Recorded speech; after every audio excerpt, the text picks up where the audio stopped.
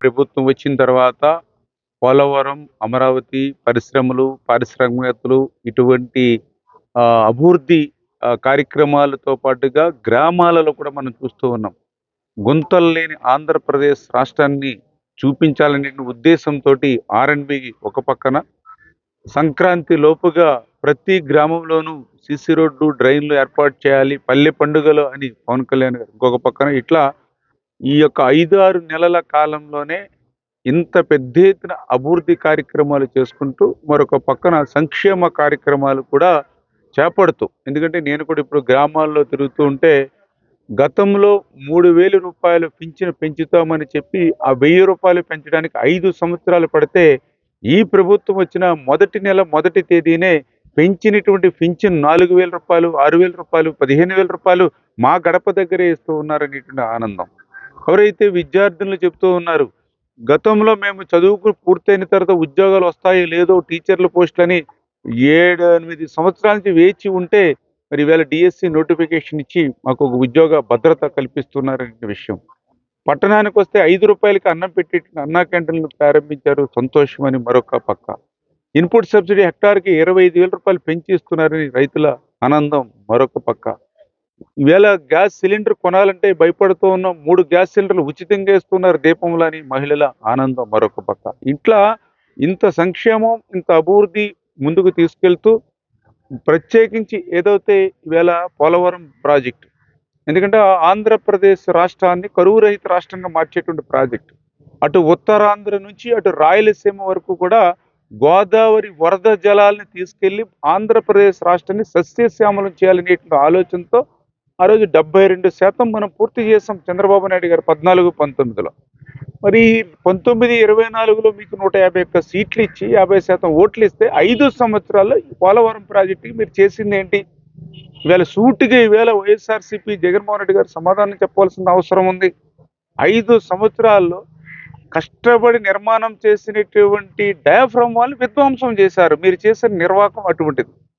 Diaphragm వాల్ని విధ్వంసం చేయడమే కాదు, భౌగోళికంగా పోలవరం ప్రాజెక్టుకు ఉపకరించేటువంటి నేచురల్గా ఉన్నటువంటి బండ సైతం 250 మీటర్లు ఉండేది, 150 మీటర్లు కొట్టుకుపోయినటువంటి పరిస్థితి. మరి గైడ్ బండ కృంగిపోయినటువంటి పరిస్థితి. ఈ రకంగా పోలవరాన్ని 20-30 సంవత్సరాలు వెనక్కి నెట్టేసినటువంటి వాళ్ళు పోలవరం గురించి మాట్లాడేటువంటి అర్హత ఈవేళ వైఎస్ఆర్సీపీ పార్టీకి ఎక్కడుంది?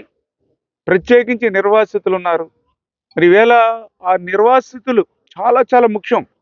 పోలవరం ప్రాజెక్టు నిర్మాణం ఎంత ముఖ్యమో ఆ పోలవరం ప్రాజెక్టు కోసం తమ భూముల్ని, తమ ఆస్తుల్ని త్యాగం చేసినటువంటి నిర్వాసితులు కూడా మాకు అంతే ముఖ్యం. అందుకే మేము 14-19 ఆ రోజు చంద్రబాబు నాయుడు గారు 2017లో ఆ రోజు 800 కోట్ల రూపాయల అక్షరాల ఆ రోజు నిర్వాసితులకు అందజేశారు ఆ రోజు చంద్రబాబు నాయుడు గారు. మరి నేను అడుగుతూ ఉన్నా, మరి ఆ రోజు 2019లో మరి 10 లక్షల రూపాయలు ఇస్తానని చెప్పావు పాదయాత్రలో జగన్మోహన్ రెడ్డి. మరి 2013 R&R ప్యాకేజీ అయిపోయిన వాళ్ళు కూడా మళ్ళీ కొత్త ప్యాకేజీ ఇస్తానన్నావు. మరి 5 సంవత్సరాలు తాడేపల్లిలో మొద్దు నిద్రపోయి నిర్వాసితులకి 1 రూపాయిని నువ్వు వాళ్ళకి ఇస్తానన్న మాట నిలబెట్టుకున్నావా? ఆ రోజు 19కి ముందు నిర్మాణం చేసినటువంటి పునరావాస కాలనీ తప్ప నీ 5 సంవత్సరాల పాలనలో ఎక్కడైనా ఒక్క పునరావాస కాలనీకి 1 అరబస్తా సిమెంట్ కానీ 1 రూపాయి కానీ నువ్వు ఎక్కడైనా ఖర్చు పెట్టావా? 5 సంవత్సరాలు నీ పాదయాత్రలు ఇచ్చిన మాట 10 లక్షలు కాదు కదా, 10 రూపాయలు కూడా ఇవ్వలేదు. మేము చేసినటువంటి పునరావాస కాలనీ తప్ప 1 అరబస్తా సిమెంట్ కూడా నువ్వు వేయనటువంటి నువ్వు గురించి మాట్లాడేటువంటి అర్హత నీకెక్కడుంది? ఆ రోజు ఏదైతే 2017లో చంద్రబాబు నాయుడు గారు నాడు జగన్మోహన్ రెడ్డి పాలనలో నిర్వాసితులందరూ కూడా రోడ్డెక్కి మమ్మల్ని తెలంగాణలోకి కలిపేయండి అని ఆ రోజు రోడ్డెక్కి నిర్వాసితులు పోరాడితే, ఈరోజు చంద్రబాబు, పవన్ కళ్యాణ్ మరి పాలనలో మరి ఆ నిర్వాసితులందరూ కూడా పండుగలు చేసుకుంటున్నారు ఊరు వాడ కూడా.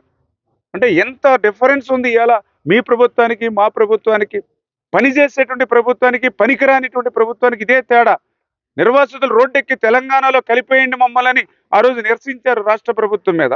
ఈరోజు మా ₹1 10 లక్షలు ఇట్లా మాకు నష్టపరిహారం మా అకౌంట్లోకి నేరుగా అందుతుందని ఈవేళ ఆ ముంపు గ్రామాల్లో ఎంతో మరి పండుగ వాతావరణం ఈవేళ నిర్వాసితులు నెలకొంది.